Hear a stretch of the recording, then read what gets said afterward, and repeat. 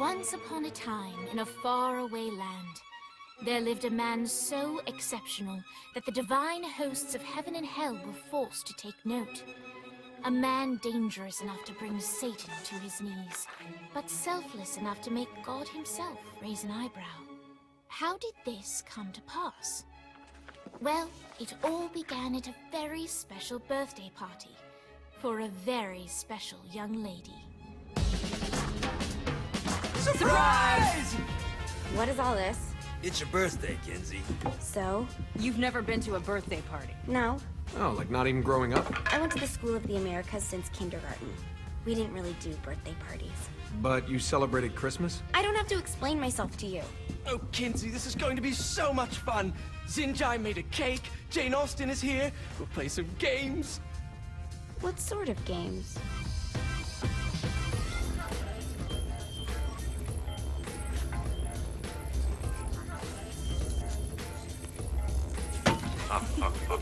So you celebrate birthdays by trafficking with spirits? It's spooky and fun. It's a bunch of letters. It's tradition. Every slumber party has to involve a spirit board. Slumber party? How's it work? We ask it a question, and the spirit of the board will reveal the answer. How?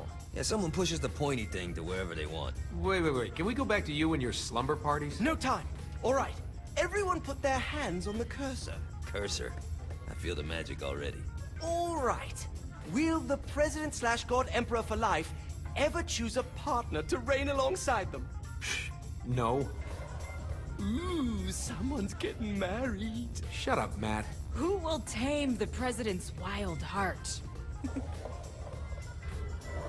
What are you guys trying to spell? I'm not moving it.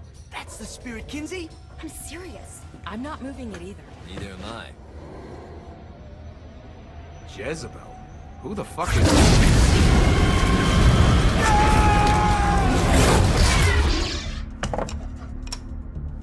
Is that not normal? Where'd you get the board? I was going through Zinyak artifact collection and found it there. Who did it belong to? Alistair Crowley? Christ. Guys? I think it's laughing at us. Fuck this. I think you're a smart enough piece of wood to see where this is going. Now, you ready to cooperate? That's more like it. You think we can trust it? It's not like we got a lot of options. So what's the plan? We mount up and go in after the boss? No, I do. No sense in what's left of humanity walking right into a death trap. Someone's gotta live to tell the story. That's a stupid plan, Johnny. I'm leaving you in charge. Hell of a plan, Johnny. Are you serious? I'm coming too. Are you kidding me? How do you plan to come back? I try not to sweat the details. You need someone with you that does. No. It's my birthday. Fine. Alright then. You know where my friend is?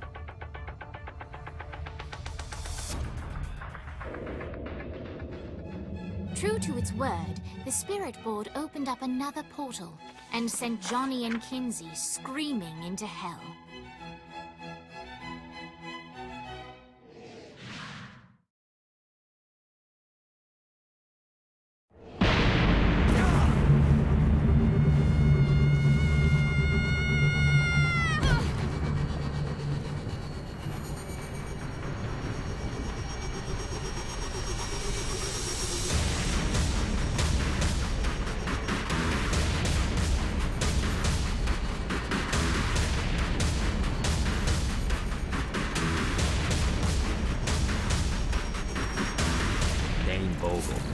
Ultor's behind this, I know it. Ultor and the Saints haven't been enemies in years. You really think he's responsible? You don't know him like I do. The boss put him through a window for a reason. The reason was the boss was kind of fucking crazy back then. That's a fair point.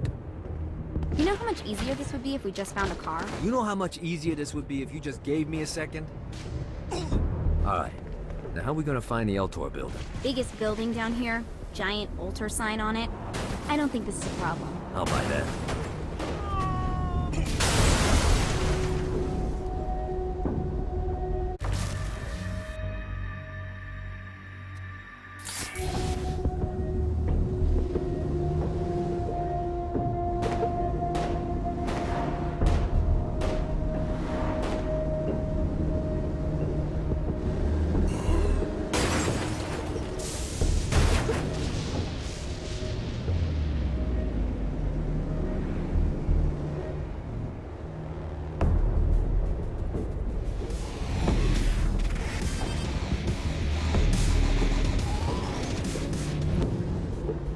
Look at us. Kinsey Kensington and Johnny Gat driving together on a birthday adventure. Are you always this excited? Generally, I'm a misanthrope. I get it.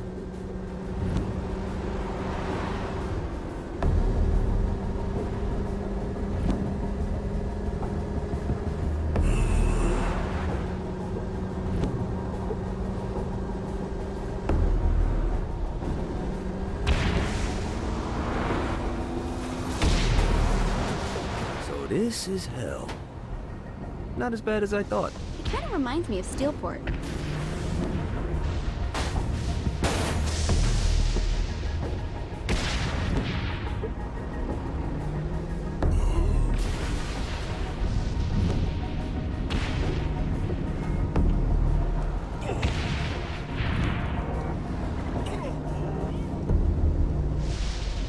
So, what's the plan? Oh yeah. I'm gonna shoot him in the face if I get to the boss man. What if Dane doesn't have the boss? I'll probably still shoot him in the face.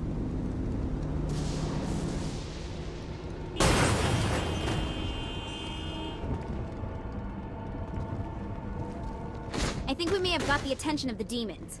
How do we want to handle this? We handle it by killing demons.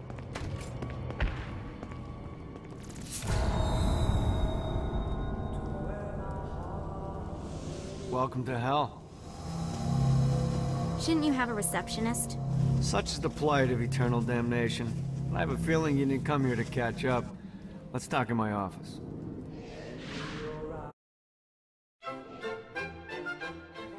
Not even death could stop the enterprising Vogel, who wasted no time in setting up an Ultor branch in the bowels of hell. Dane was eager to fill Johnny in on the ever-shifting politics of land rights in the underworld. But real estate mattered little to Johnny, who only cared where his friend was. Where'd you put the president? I've been trying to explain that. I didn't take them. Bullshit. You expect me to believe you just happened to be the first thing we see in hell? Maybe it's just me, but your thank you sounds more like an accusation. That's probably because he plans to kill you. Okay. I get the trust issues. Can I show you something? The pieces all came together. The president had caused more chaos and destruction than any other in human history. It was only natural that Satan would want them to marry his daughter. They needed a plan, and Johnny had one. I'm gonna shoot the devil in the face. I think you might be skipping some details. No, I said in the face. I like the commitment, but you gotta find a way to get close enough to him in the first place. When's the wedding? I'll just show up And then you'll shoot him in the face. Sorry, but it's a little more complicated than that. These things are tied to the soul. You won't be able to enter without one. So how do we get one? You get his attention. I know some places that are of particular value to the father of the bride. You hit those, you'll get your shot. Wait, why would Satan give out an invitation for destroying his stuff? Oh, he won't, but it should piss him off enough to get him to attack Johnny personally. Either the devil kills Gat and Ultor gets the construction contracts to rebuild what was destroyed, or Johnny kills Satan and I'll have to pay less taxes. It's pretty win-win. That's why you're helping us? To make more money in hell? Hell's what you make of it, sweetie. Works for me. What you got? All right. Satan had entrusted the day-to-day running of hell to 5 archdukes, and Dane knew how to find them all. But beyond that, not everyone in hell was content to go along with Satan's status quo. There were others who shared Dane's ambition for power, and the Ultor mogul knew that the key to unseating Satan lay in gaining their aid.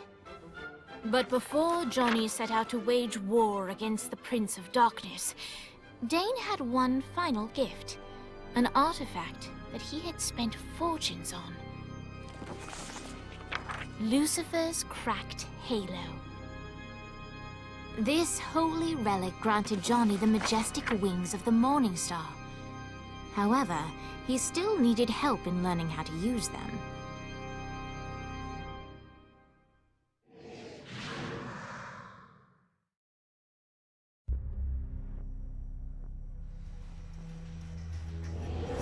All right, you got me out in the sticks. Now what? Would it kill you to show a little excitement? You're about to experience angelic flight, for Christ's sake. Dane. Someone needs a nap. Just collect some soul clusters and power up the Heyyo. You'll be flying around in no time. Great. Now you should have just enough clusters to power up your Heyyo.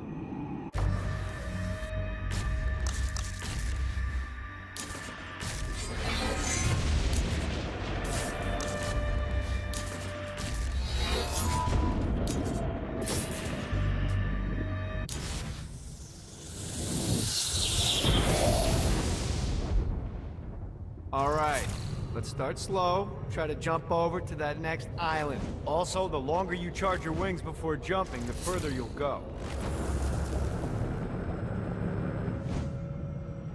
Hey, you didn't fuck it up. Good job. Now get up that cliff. Don't worry, if something looks too high, just keep on jumping. Now it's time to fly. You heard of crawling before walking? Well, in this case, you need to jump before you can fly. Launch yourself in the air with a jump, and then hold your wings out to glide to that next island. I put out some orbs to show you the path. You'll have to dive to reach the next island. Do that by pointing your head down. Don't worry, the rest of your body will follow.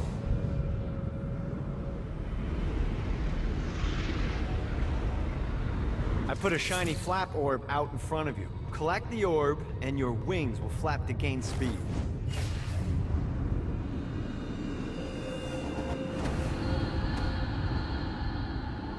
All right, now try flapping those wings on your own. Do a flap on your way to the next island. Woo! The exact opposite of diving is climbing. Climbing will slow you down and eventually cause you to stall. And trust me, stalling sucks. You can flap while gliding to gain additional speed. So the faster you're going, the higher you can fly. Now try to reach the island up there. All right, time to take the training wheels off for the final lesson. Flying takes stamina. If you run out in midair, you are going to drop like a rock. A stupid, stamina-less rock. Last island is right under those... Let's get you back to the old tour building. I want to run through all the stuff you can do to hurt Satan. Sure thing. See you soon. Here's the deal. If you want some FaceTime with Satan, you need to get his attention. Now, Satan hates being challenged, so anything you do to undermine his control is good. Fraud, mayhem, shooting demons in the face, anything. You can keep track of Satan's wrath with this handy meter. Get it high enough and you'll be having drinks with Big Red in no time. I've compiled a list of shit to do, so take a look and do whatever sounds fun. Oh, one more thing. We have some potential allies down here. Trust me, you want to impress them.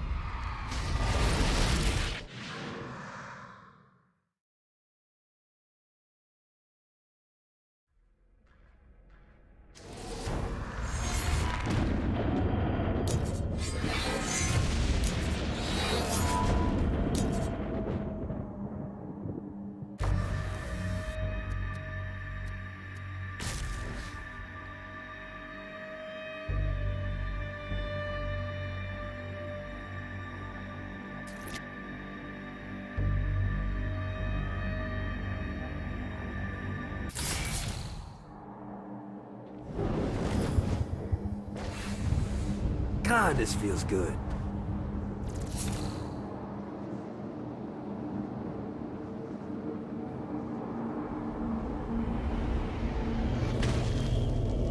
I hope there's not something ridiculous like 100 of these to find.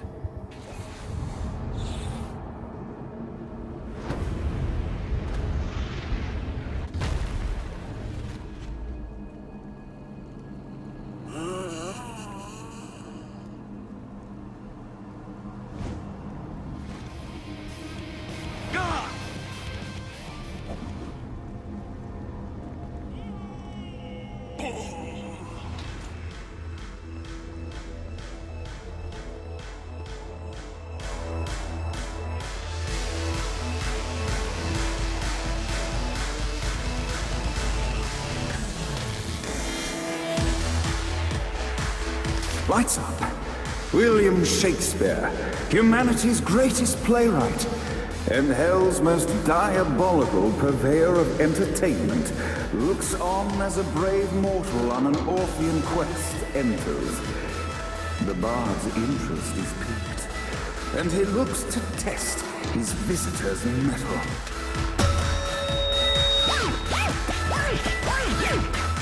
The masked tragedies were used to enemies cowering as they approached. But soon they realized that they faced a foe with courage and nobility, traits uncommon in the fires of perdition.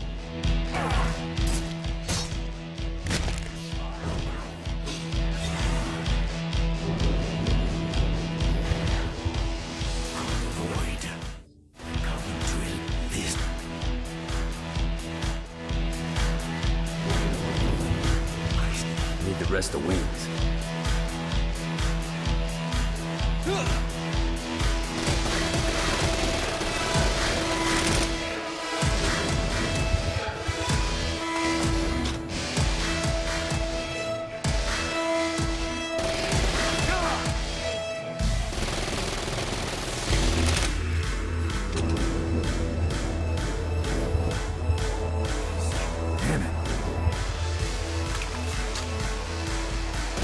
The inciting incident resolved.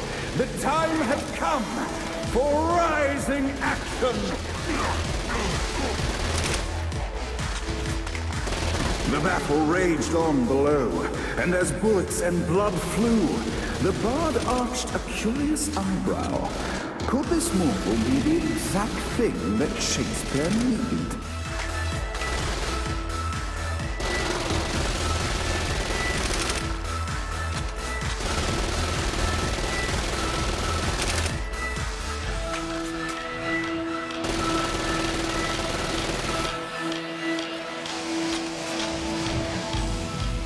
This battle is far from over, mortal. Arise. God. And now, Act 3!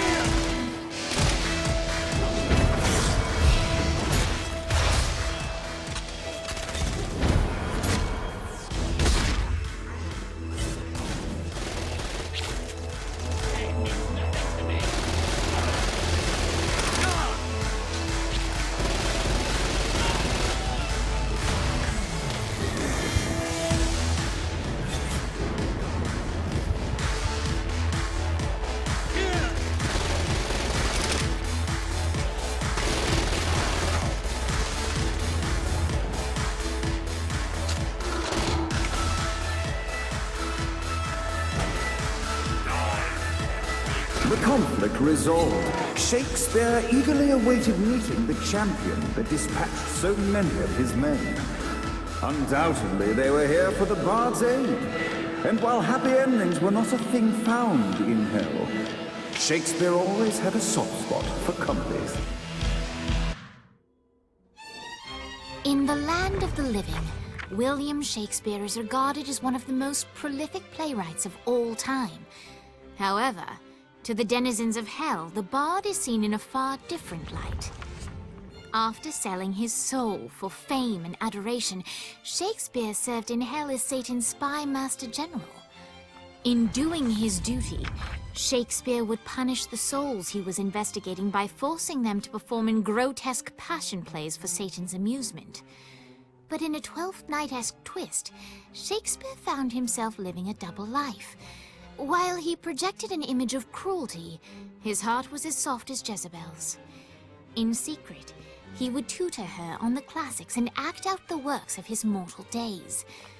When Satan found out, he cast Shakespeare out of the palace, believing that the poet would be tormented by the populace of hell, far out of Jezebel's sight. But Satan had not counted on the bard's cunning. Embracing his persona of master torturer, Shakespeare and his followers, the tragedies, took root in the entertainment district, biding their time for revenge.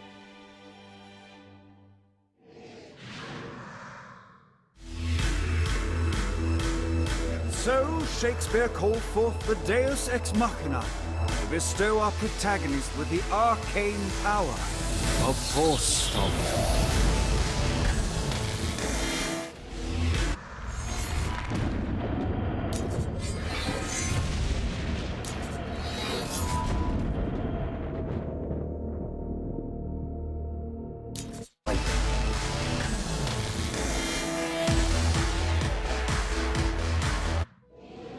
Lights up. The mortal stands in the training grounds, eager to try out his new Force Stomp power on the group of demons in front of them. Your suffering will be... Scene 2, in which our protagonist kills more demons with Force Stomp. Act 2, in which our protagonist is greeted by foul imps.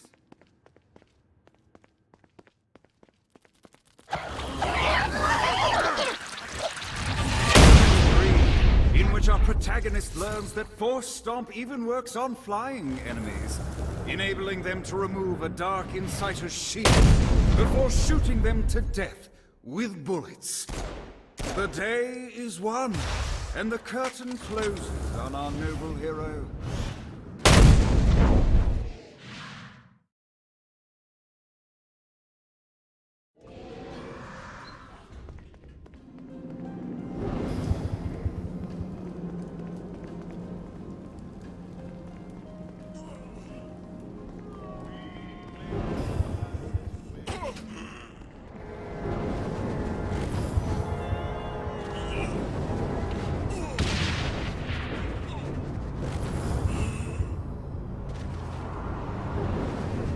The Bard gives exposition, which reveals that the President has been trapped inside some sort of soul crystal inside Satan's palace.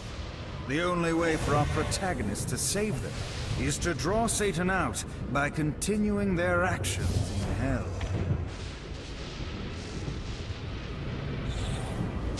Need the rest of wings.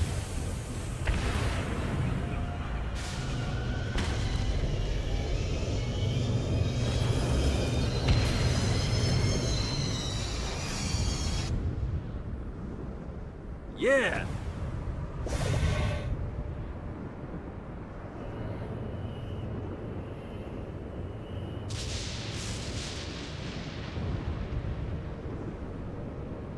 This is bad timing.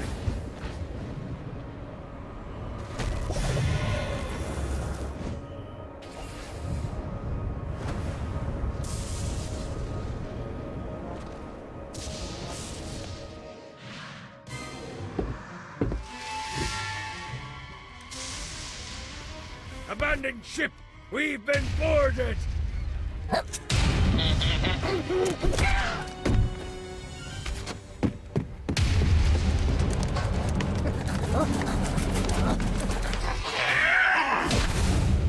Get these damn things off my ship! You wanna play too? Alright.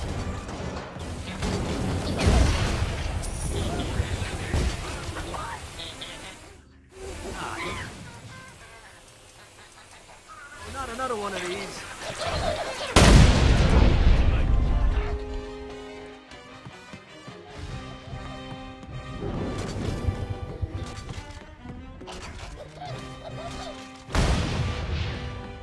I got a bit of treasure in that chest over there. The weapon you find inside may help with our little imp problem. Ooh.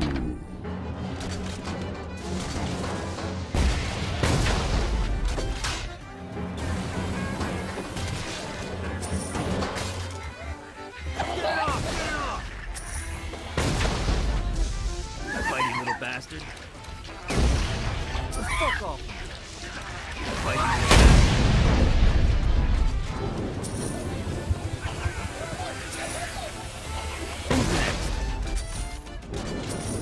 I summoned these imps to serve as my crew. I forgot what a handful they could be. Once aboard, They wouldn't listen to their captain.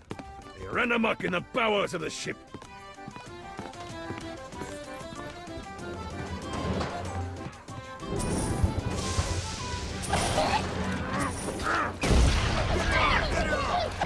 No, not another one of these.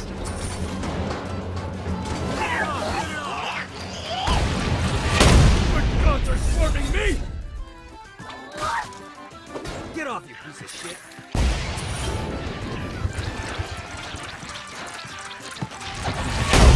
Okay, drop the pirate voice. What pirate voice would that be? Wow.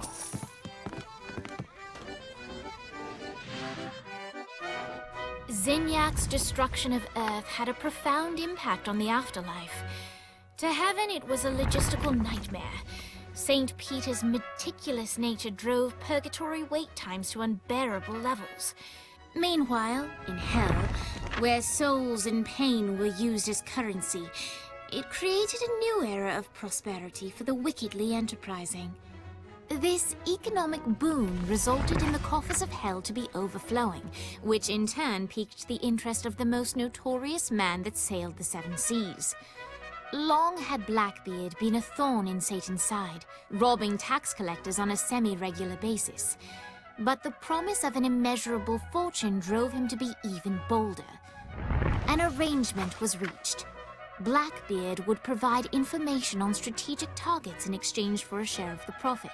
Johnny, who was interested in murder, not money, happily agreed.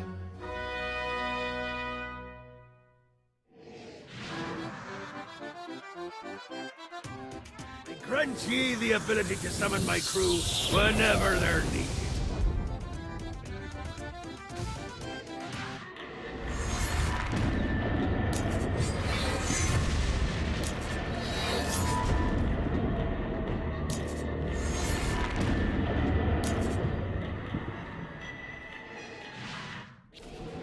All right, matey. It's time for your lesson. Let's summon me favorite scurvy-riddled hellion, the Imp. Why don't you start off by summoning an Imp to take out those enemies? There you go, matey. Now take down the other... Those little ankle biters are vicious. Now let's practice your aim. Take down the demons on the islands. Few things are as rewarding as pressing someone into service, am I right? Now get going! There's a whole wide world waiting to be plundered.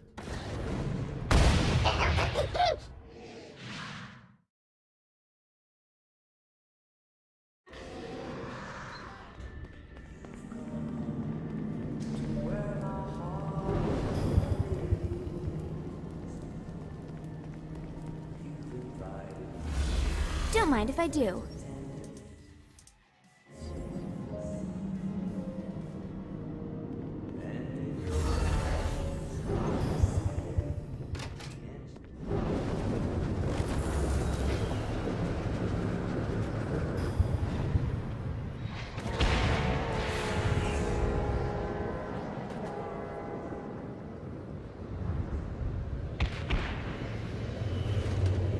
This should be useful.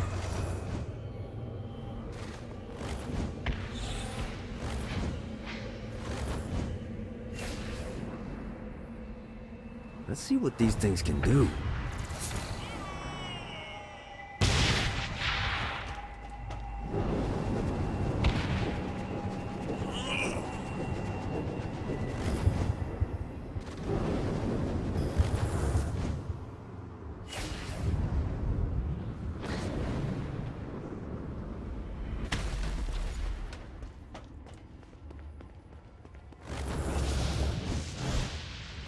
This is good for the soul.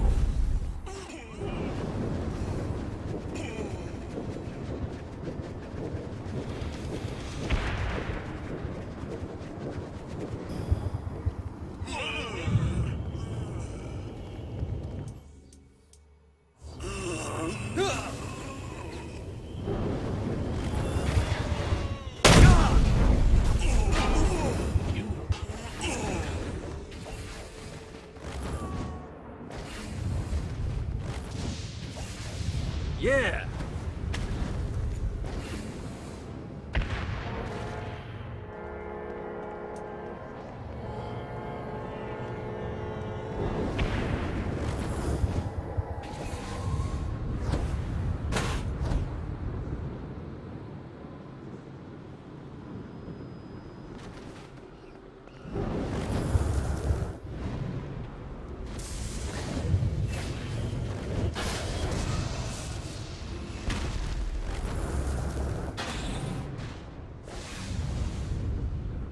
Gotta pick it up.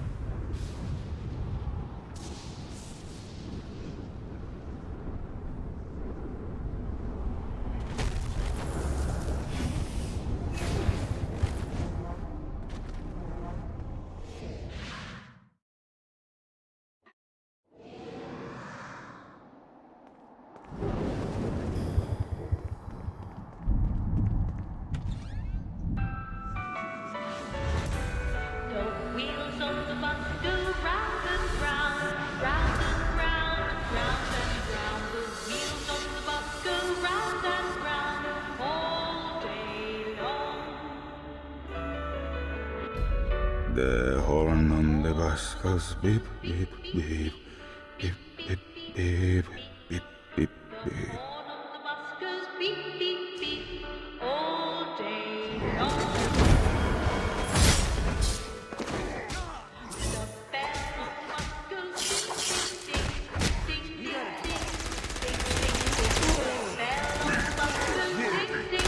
What, if they wanted to torture you, why'd they use the short version of it? This is the short version. Oh yeah. The wipers on the bus go swish, swish, swish. The whole war on the bus goes hey, hey, hey.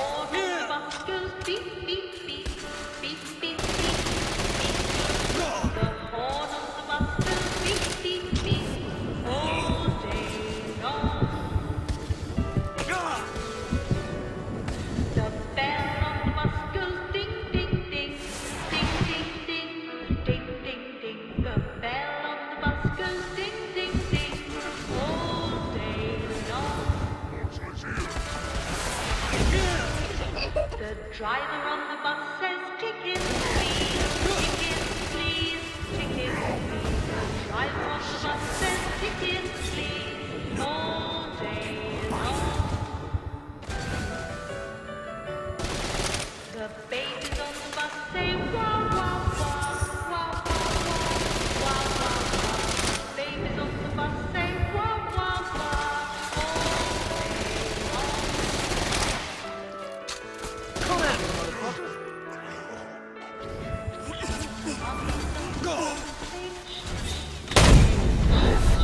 Won't be answered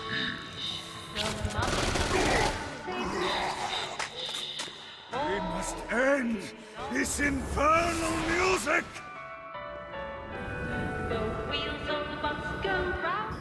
Come, let us return to my castle, so we may plot our next steps in proper surrounds.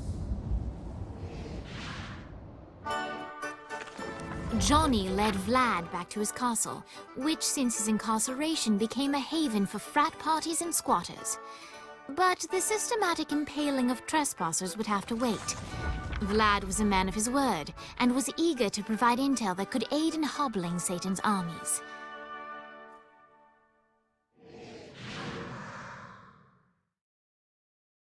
I bestow upon you the Stygian cold fire.